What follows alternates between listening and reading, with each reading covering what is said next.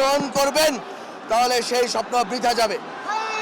রাজনৈতিক দলগুলোকে বলতে চাই, রাজনৈতিক দলগুলো নির্বাচন চেয়েছে, এই সরকারের মেয়াদ এতটুকুতে কমিয়ে এনেছিল।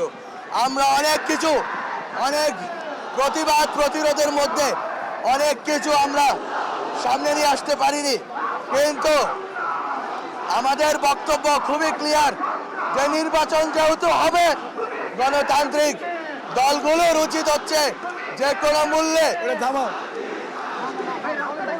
গণতান্ত্রিক দলগুলোর উচিত হচ্ছে যে কোনো মূল্যে আমাদের এই আন্দোলন, এই লড়াইকে গণতান্ত্রিক এবং নিয়মতান্ত্রিকভাবে লড়ার ক্ষেত্রে সহযোগিতা করা, ঐক্যবদ্ধ হওয়া এবং আমাদের মধ্যে থেকে যে কোনো ধরনের হঠকারী রাজনীতিকে দূর করা।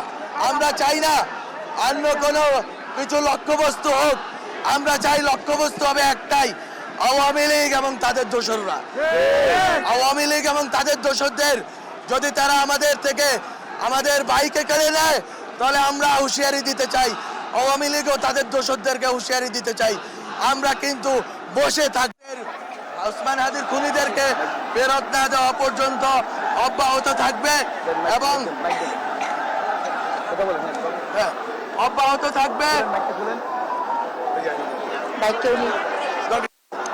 আমাদের এই অবস্থান অব্যাহত থাকবে এবং আমাদের ওসমান হাদির খুনিদেরকে ফেরত দিতে হবে ততক্ষণ পর্যন্ত রাজনৈতিক দলগুলো, সামাজিক শক্তিগুলো, জুলাইয়ের পক্ষে সকল শক্তি আজ আর ভেদাভেদের সুযোগ নেই। অনেক ভেদাভেদ হয়েছে, আজ ভেদাভেদের সুযোগ নাই। সকল ভেদাভেদ ভুলে সকল দল মত নির্বিশেষে সবাইকে আমাদের ওসমান হাদির এই শ্রদ্ধার জন্য, ওসমান হাদির স্মৃতি রক্ষার্থে সবাইকে ঐক্যবদ্ধ হয়ে আমাদেরকে এই লড়াইয়ে জিততেই হবে। সবাইকে ঐক্যবদ্ধ